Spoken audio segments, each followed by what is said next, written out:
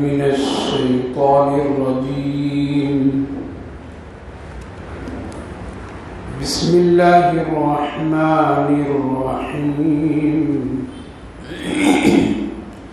وقال الذين كفروا لا تسمعوا لهذا القرآن والغوا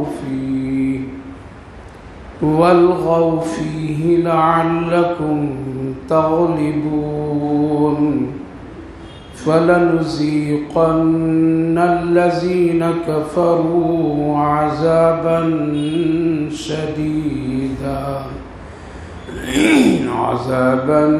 شديدا ولنجزينهم أسوأ الذي كانوا يعملون. ذلك جزاء أعداء الله النار لهم فيها دار الخلد جزاء بما كانوا بآياتنا يجحدون. وقال الذين كفروا ربنا أرنا الذين أضلانا من الجن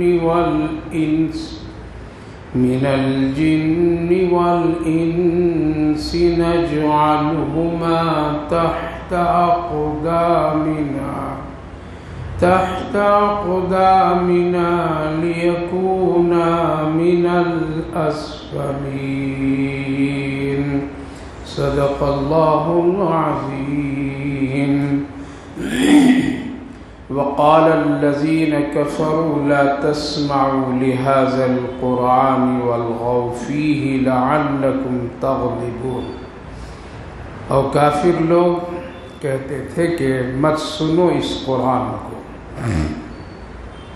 اور تم آوازیں کرو بک بک کی، شور کرو اس وقت تاکہ تمہاری آواز غالب ہو.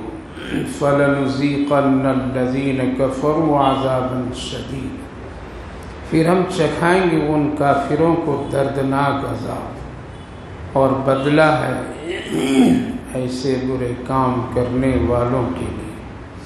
ذَلِكَ جَزَاءُ أَعْدَاءِ اللَّهِ النَّارِ، اور یہ بدلہ اللہ کے دشمنوں کے لیے ہے آگ، جس میں وہ لوگ ہمیشہ رہیں گے. بدلہ ہے اس سبب سے کہ ہماری آیتوں کو انکار کرتے تھے. وقال الذین کفروا ربنا، اور کل قیامت کے دن جب عذاب دیکھیں گے تو پھر کافر لوگ کہیں گے کہ ہمارے رب ارنا الذین اضلانا من الجن والانس، ہم کو ذرا ان لوگوں کو دکھائیے، بتائیے، معلوم کرائیے جناتوں میں سے اور انسانوں میں سے جن کی وجہ سے ہم گمراہ ہو گئے تھے. آج نجعلہما تحت اقدامنا، ہم ان دونوں کو اپنے پاؤں کے نیچے سے روندیں گے تاکہ وہ نیچے کے درجے میں پہنچ جائیں. بھائی اور بزرگوں، اس سے پہلے جو چند آیات گزری تھی جس میں اللہ تعالیٰ نے فرمایا تھا کہ اس دنیا میں ہم نے بڑی بڑی مضبوط لوگوں کو اور بڑی مضبوط قوموں کو پیدا کیا تھا، جن کے پاس حکومت و سلطنت، مال و دولت، حسن و جمال، قد و قامت سب کچھ تھے اور بڑے مضبوط لوگ تھے، اور ان کو میں نے مضبوط بنایا بھی تھا. لیکن نافرمانی، ہٹ دھرمی کی بنیاد پر میرے عذاب کے وہ گرفتار ہوئے اور ان پر تیز ہواؤں کے ذریعے سے ہم ان سب کو ہلاک کر دیا. تو اللہ رب العالمین کے سامنے کتنی بڑی طاقت، کتنی بڑی تدبیر اور کتنی مضبوط لوگ کیوں نہ ہو جائیں، اللہ کی جب پکڑ آتی ہے تو سب دھرے کے دھرے رہ جاتے ہیں. اس لیے کبھی بھی اللہ کے سامنے اور اللہ کے سلسلے میں تکبر، غرور، ہٹ دھرمی اور اللہ کی دی ہوئی نعمتوں سے کسی طرح ناجائز فائدہ نہیں اٹھانا چاہیے. یعنی اگر کسی کو اللہ رب العالمین طاقت، قوت، شہرت، حکومت و سلطنت، مال و دولت اگر دیا ہے تو اس بنیاد پر کسی کو ستانا نہیں چاہیے، کسی پر ظلم نہیں کرنا چاہیے، اللہ کا باغی بن کر کے زندگی نہیں گزارنا چاہیے، اور یہ کبھی نہیں سوچنا چاہیے کہ مجھے اب کوئی پکڑے گا نہیں۔ لہذا جو دیا ہے وہ لینا بھی جانتا ہے، جس نے طاقت دیا ہے وہ کمزور کرنا بھی جانتا ہے، جو حکومت و سلطنت سے نوازتا ہے وہ تخت و تاج سے بھی اتارنا جانتا ہے۔ اس لیے اس دنیا کا نظام تل کا بتل کا، کبھی اس کی باری تو کبھی اس کی باری، اس لیے ہمیشہ شکر گزار بندہ بن کر کے زندگی گزارنی چاہیے، ہمدرد بن کر کے گزارنا چاہیے، ایک دوسرے کے ساتھ میں خیر خواہ بن کر کے زندگی گزارنی چاہیے۔ تو یہ ساری آیتیں اور باتیں گزری تھی۔ اب مکہ کے کافروں کا حال کچھ اللہ نے بیان کیا ہے۔ قرآن کریم ایک بڑی بابرکت اور ایک بڑی طاقتور اثر انداز اللہ کا کلام ہے۔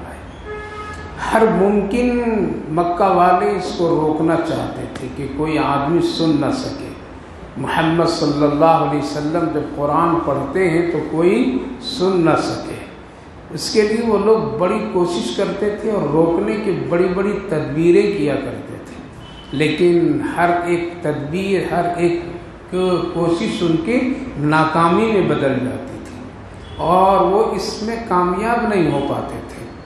کبھی آنے والے لوگوں کو روک دیتے تھے، کبھی کچھ اس کے خلاف کام کرتے تھے، جیسا کہ حدیث پاک میں ہے کہ خود روکنے والا بھی رک نہیں پاتا تھا۔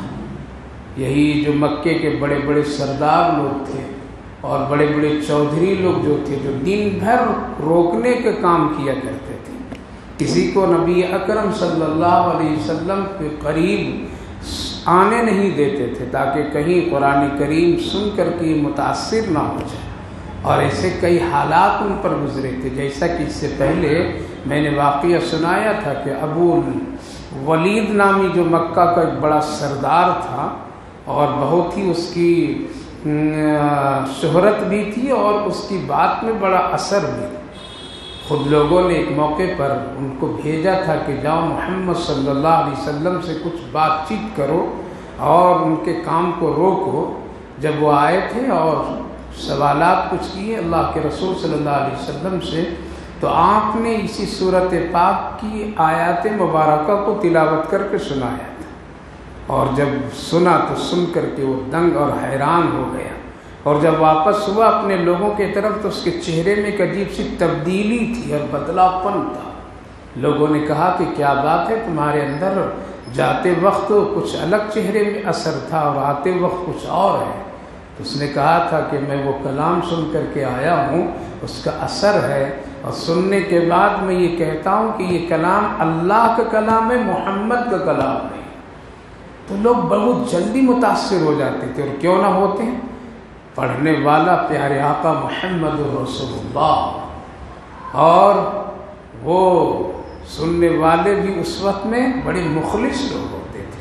آج ایک معمولی درجے کے کوئی حافظ قرآن یا قاری قرآن تلاوت کرتا ہے تو آدمی اش اش کر جاتا ہے اور چاہتا ہے کہ بار بار میں اس کی تلاوت کو سنو۔ میرے بھائی بزرگوں، قرآن کی یہی خاص ایک معجزہ اور خاص خوبی ہے کہ بار بار سنتے جائیے پھر بھی دل بھرتا نہیں ہے۔ سورہ فاتحہ سے شروع کرتا ہوں، ناس تک پہنچتا ہوں، اور پھر سورہ فاتحہ سے شروع کر دیا جاتا ہے۔ یہ ہے قرآن کا اعجاز۔ تو پڑھنے والے جب پیارے آقا محمد الرسول اللہ ہو اور آپ کی زبان مبارک سے جب تلاوت کی وہ خوشبو اور وہ مہک اور وہ اثر جب نکلے تو کیوں نہ پتھر دل بھی متاثر ہو جاتا ہے۔ لہذا لوگ کیا کرتے تھے کہ دین میں منع کرتے تھے اور رات میں چھپ کر کے سنا کرتے تھے۔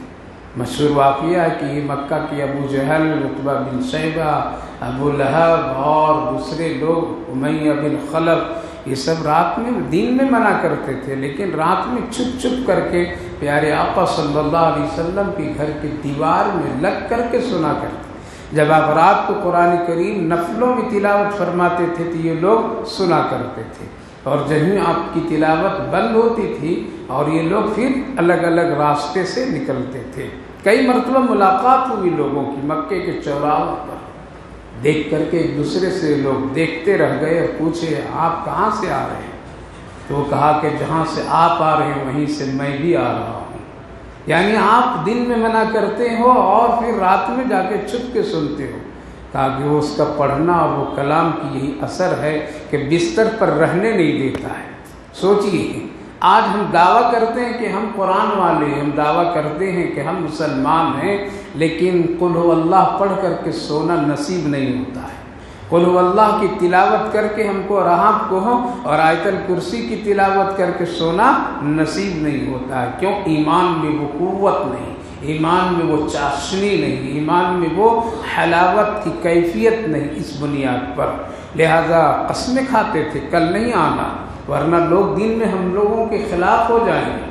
لوگ قسمیں کھاتے تھے لیکن پھر رات میں مل جاتے تھے اور کہتے تھے کیا کروں اس کا کلام سنے بغیر چین نہیں ملتا ہے۔ میرے بھائیو بزرگوں، اس لیے منافق کی یہی دو حال ہوتے ہیں، وہ کہتا ہے کچھ اور کرتا ہے کچھ۔ تو یہ لوگ ایک تدبیر نکالیں کہ جب جب محمد صلی اللہ علیہ وسلم قرآن پڑھتے ہیں، تلاوت کرتے ہیں اور اپنے صحابہ ساتھیوں کو سنایا کرتے ہیں تو نوجوانوں کو لوگ لگا دیتے تھے کہ تم کیا کرو، زور کی آوازیں کیا کرو، اتنی زور کی آواز لگایا کرو کہ تیری آواز غالب ہو جائے اور قرآن کی آواز کیا ہو جائے، مغلوب ہو جائے، یعنی محمد صلی اللہ علیہ وسلم پریشان ہو جائے، ان کی آواز دب جائے۔ لہذا لوگ آتے تھے کبھی نمازوں کی حالت میں، کبھی محفلوں کی حالت میں۔ اللہ رب العالمین نے اسی کو اس آیت کریمہ میں اس کا ذکر فرمایا، وَقَالَ الَّذِينَ كَفَرُوا لَا تَسْمَعُوا لِهَذَا الْقُرْآنِ۔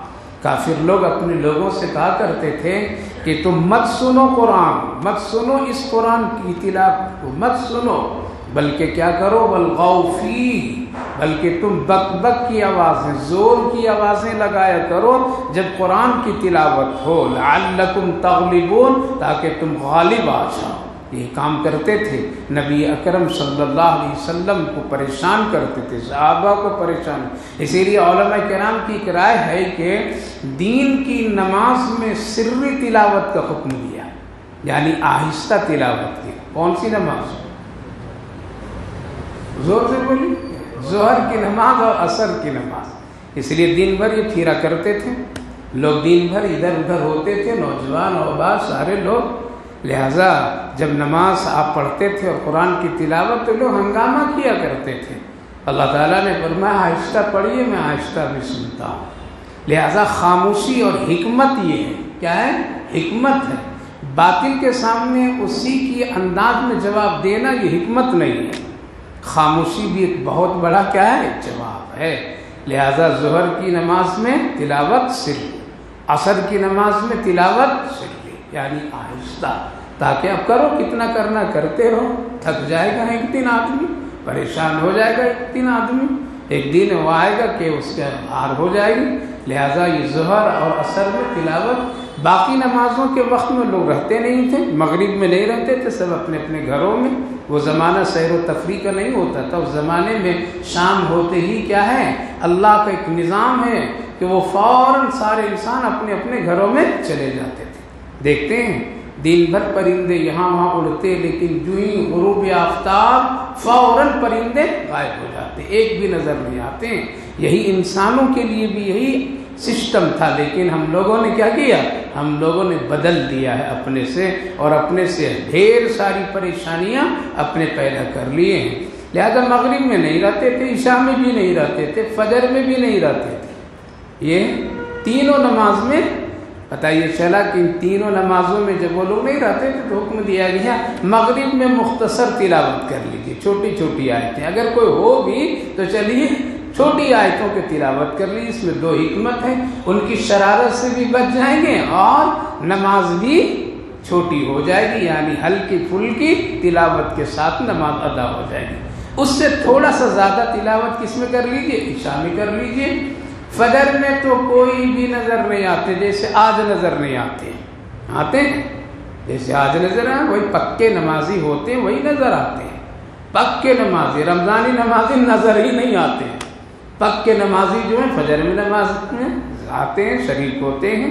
اس لیے حکم دیا گیا کہ اس وقت میں کیا کرو، لمبی تلاوت کرو، ذرا سا بشاشت کے ساتھ، طبیعت بہت ہی بشاشت کے ساتھ، ذہن یکسوئی ہوتا ہے اس وقت، دکان نہیں، تجارت نہیں، لیکن ہاں ایک طرف ذہن سب کا چلا جاتا ہے، موبائل کی طرف ہے، موبائل کی طرف سب کا ذہن چلا جاتا ہے، لہذا اس وقت کی تلاوت کو ذرا طول یعنی لمبی قرأت کرو۔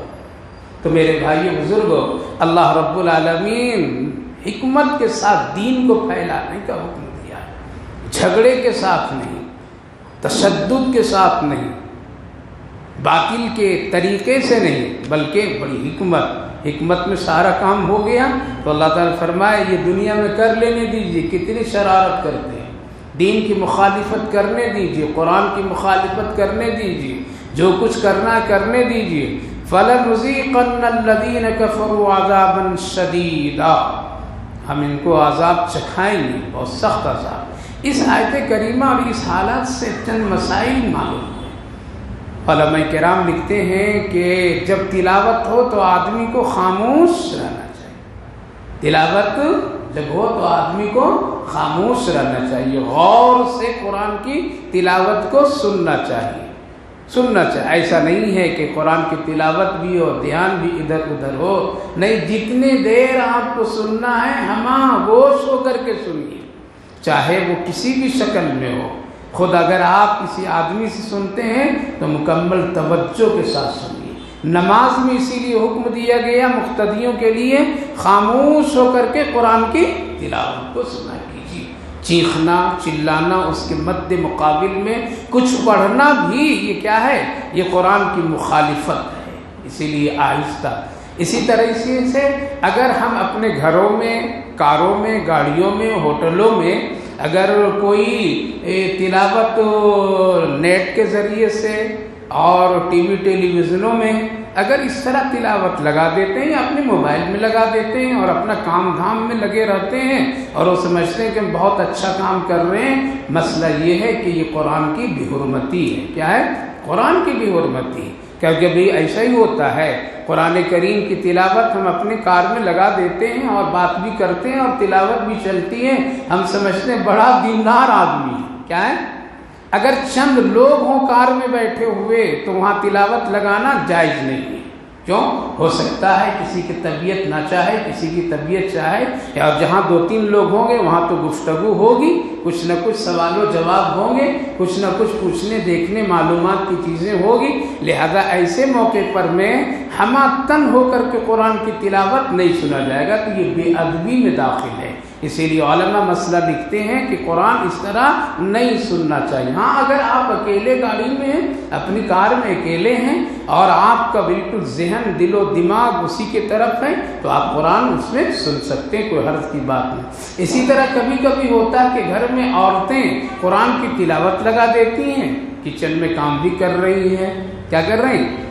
کچن میں کام بھی کر رہی، جھاڑو بھی دے رہی، برتن بھی صاف کر رہی، اور وہ سوچ رہی کہ ماشاءاللہ ہم کیا ہیں، بہت اچھا کام کر رہے ہیں۔ نہ، یہ کام غلط ہے، قرآن کی بھی حرمتی میں علماء لکھتے ہیں۔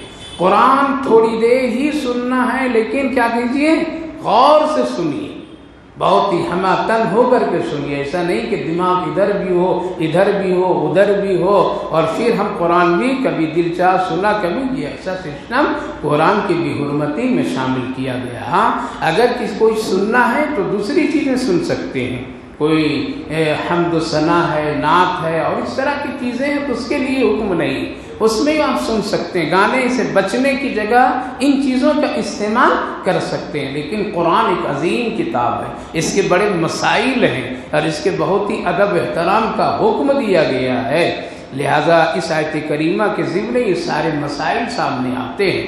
لہذا اب کبھی کبھی ایسا بھی ہوتا ہے کان میں ہم لگا دیے اور کوئی چیز لکھ بھی رہے ہیں اور کوئی چیز کام بھی کر رہے ہیں، نہیں، اس وقت میں بھی اس طرح کی چیزیں صحیح نہیں ہے، بلکہ جو کام کیجیے وہ ہمہ تن ہو کر کے کیجیے، ہوش و حواس میں کیجیے۔ تو اللہ تعالیٰ نے فرمایا ہے قرآن کی مخالفت جتنی بھی کر لے کوئی، کل قیامت کے دن اس کا بدلہ ہے، اور وہ بدلہ عذاب کی شکل میں، وَلَنَجْزِيَنَّهُمْ أَسْوَأَ الَّذِي كَانُوا، یہ برے کام کا بدلہ ہے، یہ غلط کام ہے جو قرآن کی بے حرمتی کرنے والے لوگ ہیں۔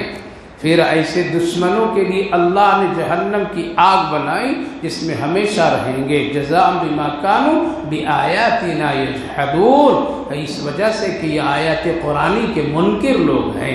لہذا یہ کافروں کے سلسلے میں اس وقت کی گفتگو تھی، بات چیت تھی، حالات تھے، لیکن یہ ہمارے اور آپ کے لیے بھی ہے، یعنی ایک مسلمان ہو کر کے بھی اگر قرآن کی کوئی بے حرمتی کرے تو اس کے لیے بھی یہی حکم ہے، اور ان کا شمار بھی ان کے اعمال میں جائے گا۔ اسی لیے قرآن کی ہر حال میں عزت کرنی چاہیے، اس کا احترام کرنا چاہیے، اس کا بہت ہی اس کے ساتھ توجہ کے معاملات کرنے چاہیے۔ آگے اللہ فرمایا جب تک قیامت کے دن میں عذاب لوگ کافر لوگ دیکھیں گے، اور جب وہ اپنے عذاب میں مبتلا ہوں گے تو فریاد کریں گے اللہ سے، اے ربنا ارنا الذین اضلانا من الجن والانس، اے میرے اللہ اب تو ہم تو آ گئے ہیں یہاں پہ، لیکن ہم خود نہیں آئے ہیں، ہم کچھ ایسے کام کیے اور ہمارے ساتھ کچھ ایسے لوگ کام کیے ہیں، وہ چاہے وہ جناتوں میں ہو یا انسانوں میں سے، وہ ہے کہاں ذرا مجھے دکھا دیجیے،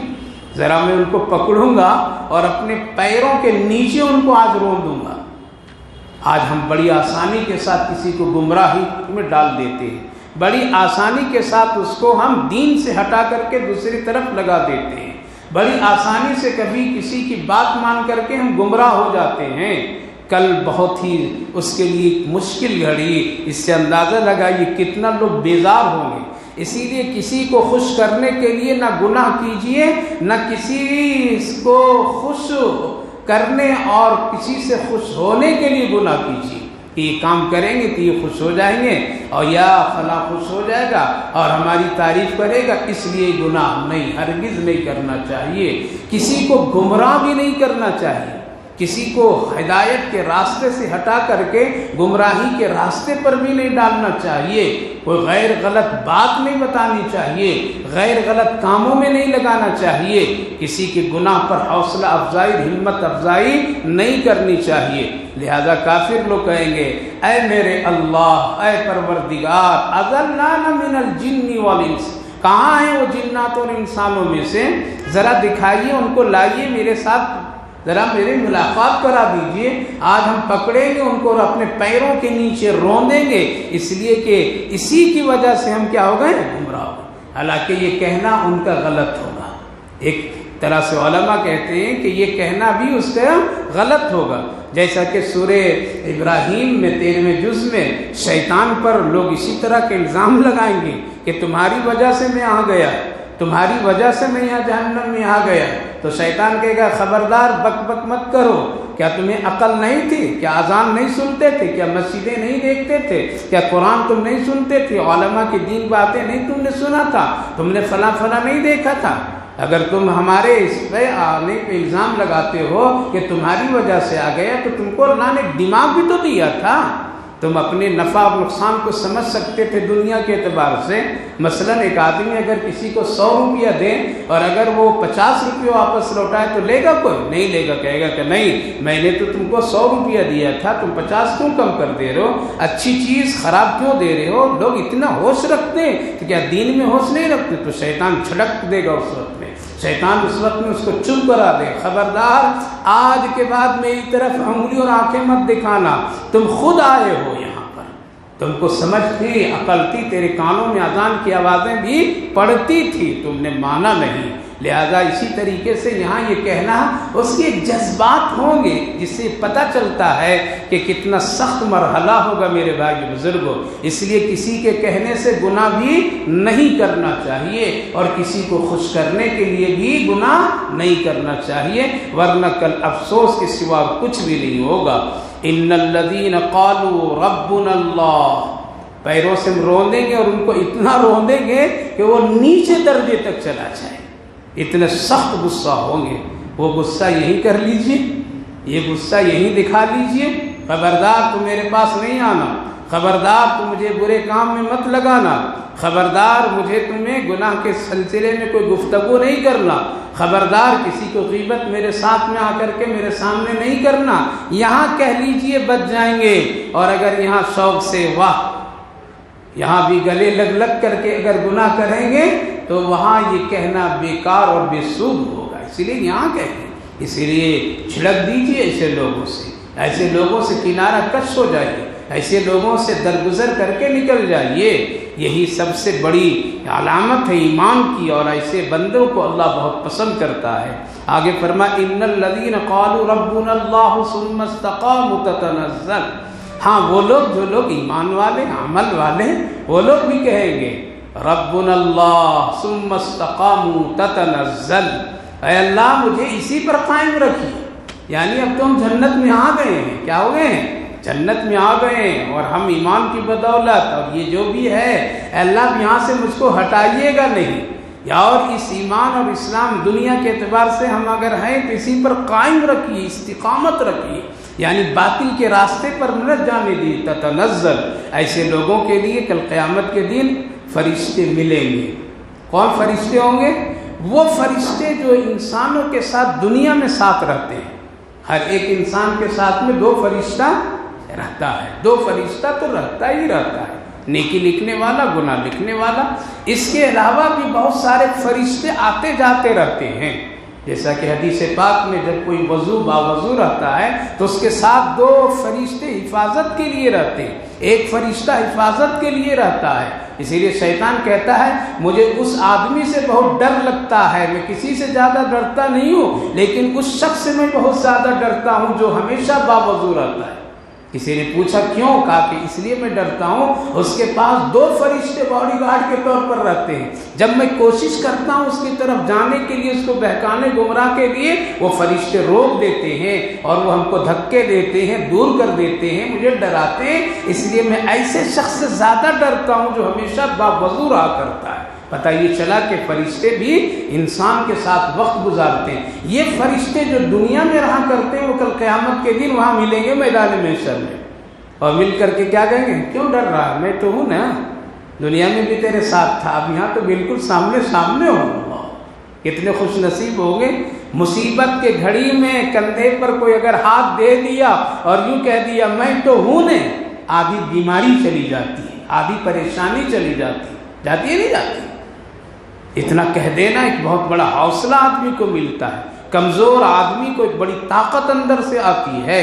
لہذا جب میدان محشر میں لوگ خوف زدہ ہوں گے کیا ہوگا میرے ساتھ میں، ایسے موقع پر وہ فرشتے جو دنیا میں ہمارے اور آپ کے ساتھ اللہ کے حکم سے آتے جاتے ہیں وہ کیا کریں گے؟ وہاں کہیں گے ڈرو نہیں، لا تخافوا ولا تحزنوا، ڈرو نہیں، تمہارے نام اعمال بہت اچھے ہیں، پہلے رزلٹ دے دیتے ہیں وہ لوگ آ کر کے، کیوں؟ وہ لکھے ہوئے ہیں نا، وہ جانتے ہیں اس کی نیکی اور بدی کیسی ہے، اس کے نام اعمال میں کیا کیا درد ہے، تو ایک پہلے سے کیا ہے بشارت دے دیتے ہیں، بشروا وبشروا بالجنہ، ڈرو نہیں، غم زدہ نہیں، خوف زدہ نہیں، کچھ بھی نہیں، کچھ نہ، تمہیں جنت کی بشارت میں دیتا ہوں، یعنی تم جنتی ہوگے، اس لیے ڈرو نہیں۔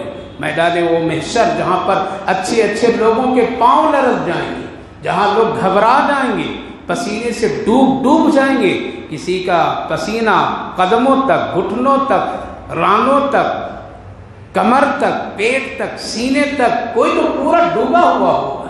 اسی لیے حضرت ام المومنین عائشہ صدیقہ رضی اللہ عنہا نے نبی اکرم صلی اللہ علیہ وسلم سے پوچھی تھی یا رسول اللہ میدان محشر کا حال کچھ بتلائیے۔ آپ نے فرمایا عائشہ وہ بڑا خوفناک ماحول اور منظر ہوگا، لوگوں کے جسم میں کپڑے نہیں ہوں گے، یعنی قبر سے اٹھیں گے ایسے ہی جیسے مادرزاد ننگے، جس طرح سے ماں کے پیٹ سے لوگ ننگا پیدا ہوتا ہے، اسی طرح سے قبر سے جب نکلیں گے تو ننگے نکلیں گے، جسم پر کپڑا نہیں ہوگا۔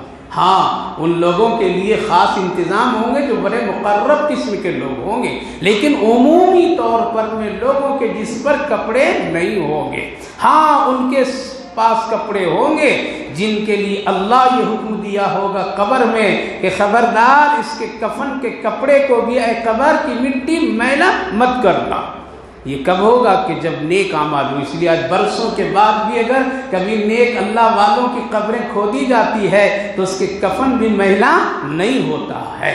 تو میرے بھائیو بزرگوں، عام حالت میں لوگ ننگے کھڑے ہوں گے. حضرت ام المومنین رضی اللہ عنہا نے پوچھی یا رسول اللہ، بڑی بے حیائی اور بے شرمی کی بات ہوگی، مرد ہوں گے عورتیں ہوں گے. آپ نے فرمایا عائشہ، یہ خوف زدہ اور خوفناک ماحول ہوگا کہ کوئی ایک دوسرے کی طرف نگاہ اٹھا کر کے دیکھیں گے نہیں. لہذا جب آدمی پریشان ہوتا ہے تو ان کے سامنے سے کوئی بھی گزر جاتا ہے تو اس کو عطا پتہ نہیں ہوتا ہے. اگر پوچھ لیا جائے تو پھر وہ کہتا ہے بھائی میں کسی دوسرے پریشانی میں تھا اس لیے آپ کو دیکھ نہیں سکا. یہ حالت ہوں گے. دوسری بات، آقا کریم صلی اللہ علیہ وسلم نے فرمایا کہ لوگ اپنے خوف اور اپنے گناہوں کی وجہ سے، ڈر کی وجہ سے، حساب و کتاب کی وجہ سے اتنا وہ ڈرے ہوئے ہوں گے، خوف زدہ ہوں گے کہ ان کے پسینے اتنے نکلیں گے کہ اس میں وہ ڈوبے ہوئے ہوں گے اور ان کی شرمگاہ اور بدن اس میں چھپا ہوا ہوگا. یعنی پانی کی طرح لوگ ڈوبے ہوئے ہوں گے. میرے بھائیو بزرگوں ماں بہنوں، یہ سب حق ہے، حق ہے. کوئی فرضی قصہ نہیں بیان کر رہا ہوں، قرآن کریم اور احادیث مبارکہ کی روشنی میں کہہ رہا ہوں. یقین کیجیے، اپنے اعمال کو درست کر لیجیے. لہذا وہاں ایسے حالات میں فرشتے آ کر کے کہیں گے، کیا کہیں گے؟ مت غم کرو، مت ڈرو، وَأَبْشِرُوا بِالْجَنَّةِ، تیرے لیے تو جنت کی بشارت ہے. یعنی ہلکی سی ایک بشارت ہو. نتیجہ کیا ہوگا وہ آگے اللہ، لیکن ایک کہنے والا تو تسلی دے رہا ہے. ایک بیمار کو یہ تسلی تو دی جا رہی ہے کہ بھائی تم ٹھیک ہو جاؤ گے، تم اچھا ہو جاؤ گے، تو کتنی خوشی ہوتی ہے. لہذا وہ فرشتے جو لوگ دنیا میں ہمارے اور آپ کے ساتھ ہوتے وہاں بھی وہ ہوں گے. اس لیے ان کو بھی رسوا اپنے اعمال سے مت کیا کیجیے. وَأَبْشِرُوا بِالْجَنَّةِ الَّتِي كُنْتُمْ تُوعَدُونَ، تیرے لیے بشارت ہے جس جنت کا تم سے وعدہ دنیا میں کیا گیا تھا. اس لیے نیک لوگوں کی یہ حالات. آگے فرمایا پھر ان کا مقام کیا؟ نَحْنُ أَوْلِيَاؤُكُمْ فِي الْحَيَاةِ الدُّنْيَا وَفِي الْآخِرَةِ، یہ سب کے سب دوست ہوں گے.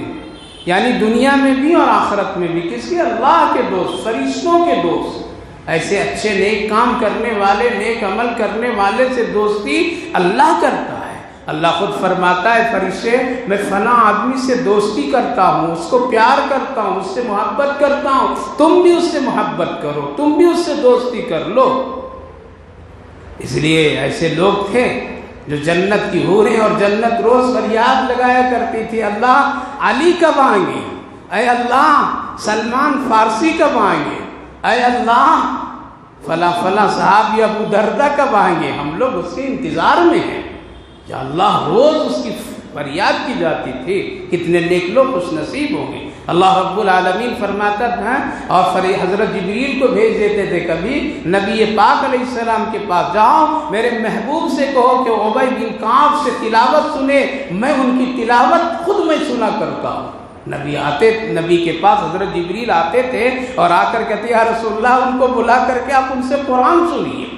کبھی کبھی اللہ رب العالمین فرشتوں کو بھیج کر کے کہتے تھے فرشتے ان سے مصافحہ کیا کرو، میرے یہ زمین پر سب سے اچھے بندے ہیں.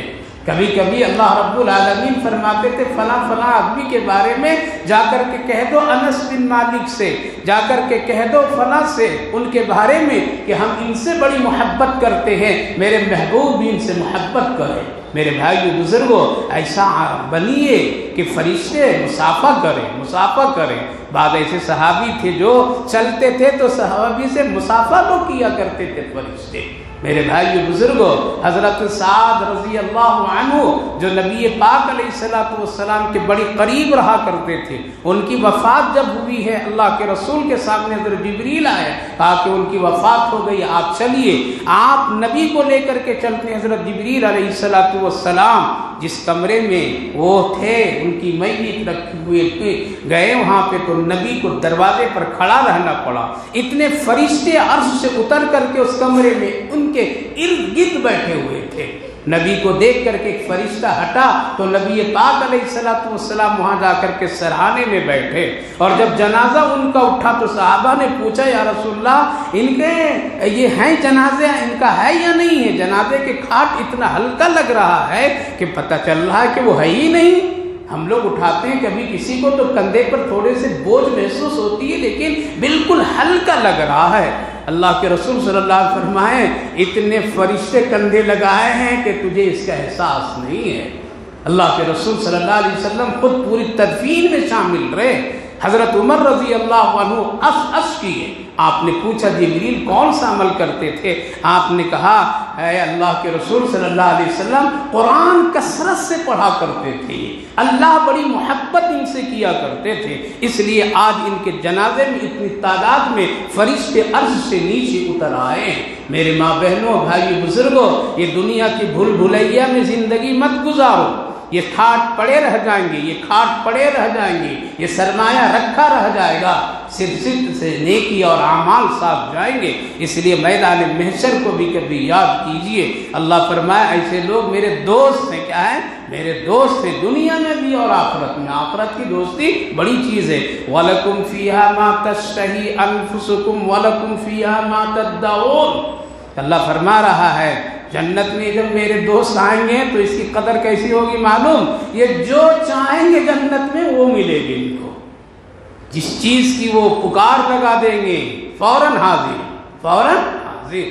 اللہ کے رسول صلی اللہ علیہ وسلم نے فرمایا جس چیز کے تقاضا ان کو ہوگا، خواہش ہوگی، ما تشتہی، جس چیز کے بارے میں ان کی ابھی سوچ دل میں آئے گی اس سے پہلے وہ چیز حاضر ہو جائے گی۔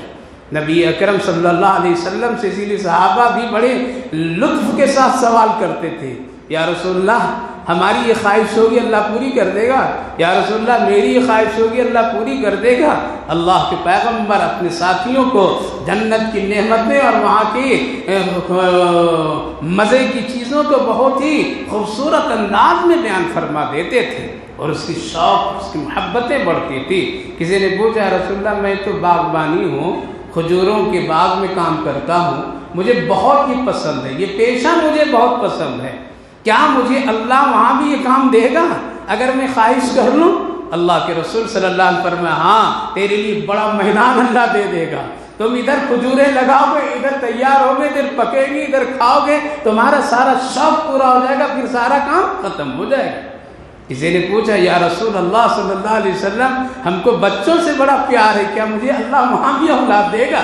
اللہ اکبر۔ نبی اکرم صلی اللہ علیہ وسلم نے ارشاد حدیث ہے فرمایا ہاں اگر تیری یہ خواہش ہوگی تو اللہ اس کو بھی پوری کر دے گا، فوراً بچہ ہوگا، بڑا بھی ہو جائے گا، تمہارے ہاتھوں میں اس کو سب کچھ کرو گے، خوشی مناؤ گے، اور پھر معاملہ ختم ہو جائے گا، یعنی تیری خواہش پوری ہو جائے گی۔ اسی لیے جب وہ نہر میں کشتیوں میں سوار ہو کر کے جنتی سیر کریں گے تو مچھلیاں آئیں گی، لوگ کھانا چاہیں گے اور وہ پانی میں مچھلی نکلے گی، لیکن وہاں آگ نہیں۔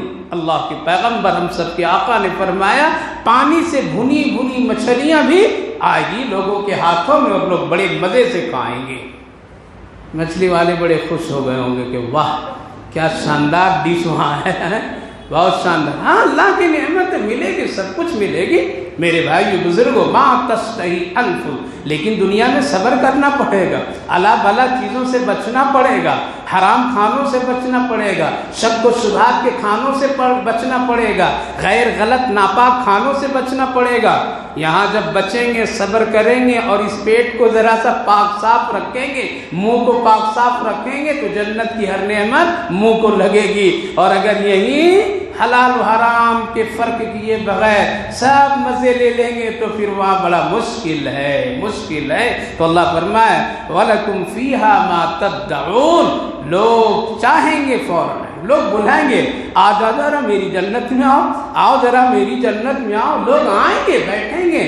سورہ رحمان پڑھیے، سورہ واقعہ پڑھیے، جنت کے مزے لیجیے اس دنیا میں پڑھ پڑھ کر کے۔ یہ قصے کہانیاں، یہ تفریح کی چیزیں، یہ ہے اپنے بچوں کو گیم اور یہ کارٹون اور یہ ناچنا، یہ گانا، یہ بدماشوں کو اچھلنا اور کودنا اور یہ سب بھول بھلائیے کی چیزیں دیکھ دیکھ کر کے سب دماغ گندا کر بیٹھا ہے مسلمان، بچے جوان، بچے بچیاں سب قرآن نہیں پڑھتے ہیں، قرآن پر غور نہیں کرتے ہیں، جنت کے قصے اچھے نہیں لگتے ہیں، جنت کی نعمتوں کا تذکرہ کرنا اچھا نہیں لگتا ہے، کارٹون دکھانا ہمارے لیے آسان ہو گیا ہے۔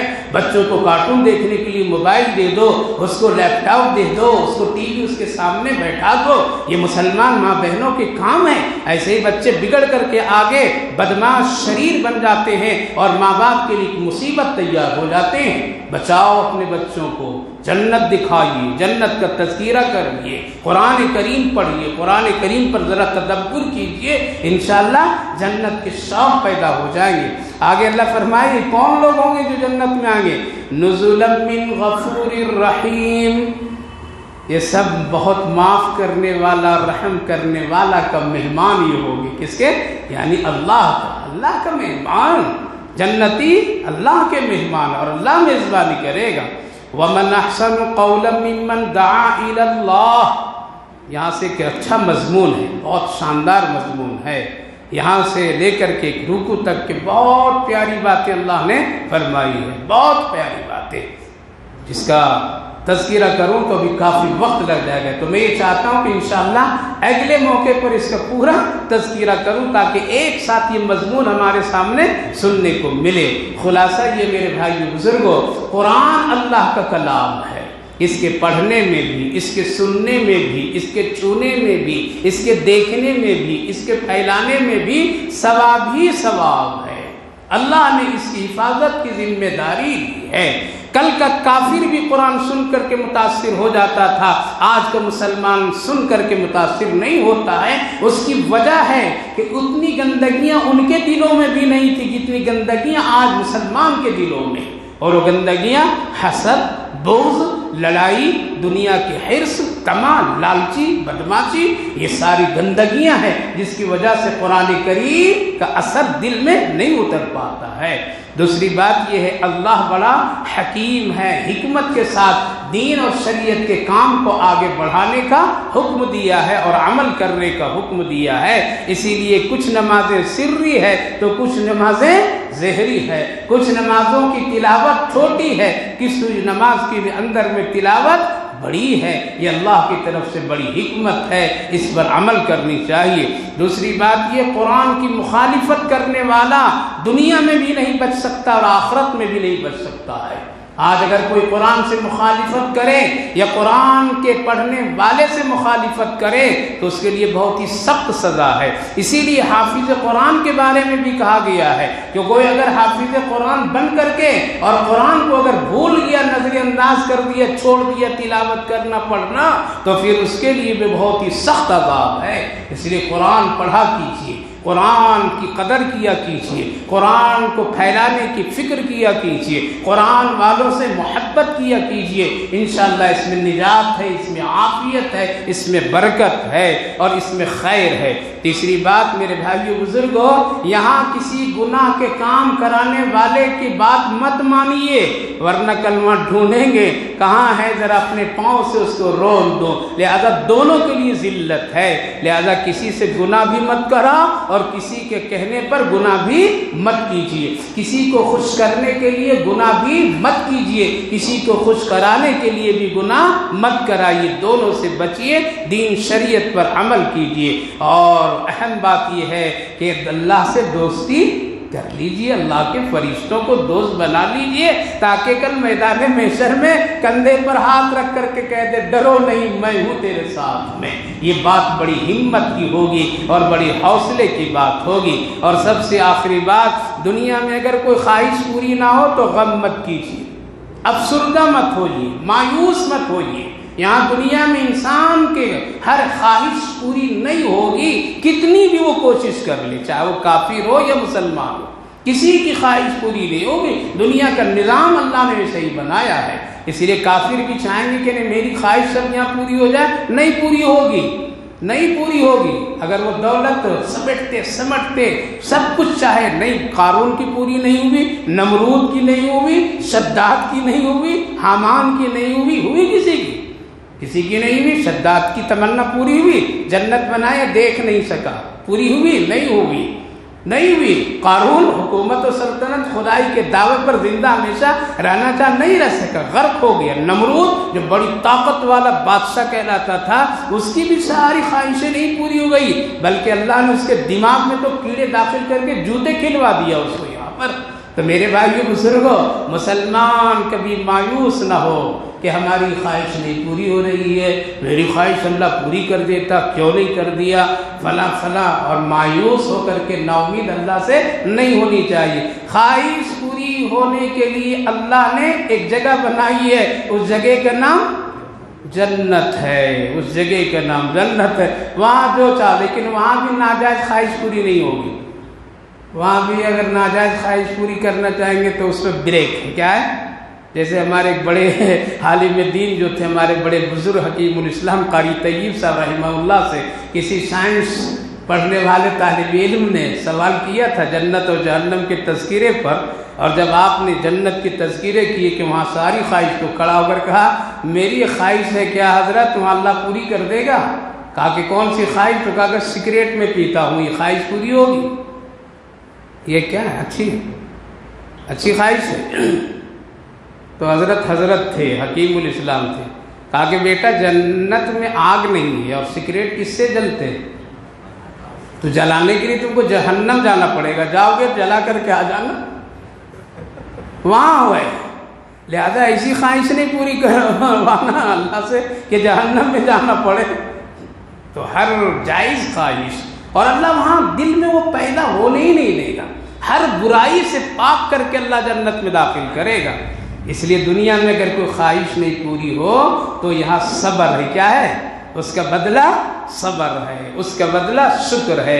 اے اللہ تو جس حال میں رکھا تیرا بڑا شکر ہے، اے اللہ تو دیا تب بھی میں خوش ہوں، نہیں دیا تب بھی تو خوش ہے۔ اللہ دل کو مطمئن کر دے گا، اور اگر آپ کہیں گے آپ نہیں دیا تو ہم حاصل کر لیں گے اپنی طاقت سے، اپنی زور سے، تو 7 آسمان چھلانگ لگا لیجئے، پوری نہیں ہو سکتی ہے۔ اس لیے خواہش کی پوری اور تمنا کی پوری کرنے کرانے والا اللہ ہے۔ اس لیے دنیا میں مایوسی کے ساتھ زندگی مت گزاریے، حوصلے کے ساتھ رہیے، مل کر کے رہیے، محبت سے رہیے، نیک بن کر کے رہیے، ہمدرد بن کر کے رہیے، انشاءاللہ یہاں بھی خوشی وہاں بھی خوشی۔ اور دوست کس کو بنائیے؟ حقیقی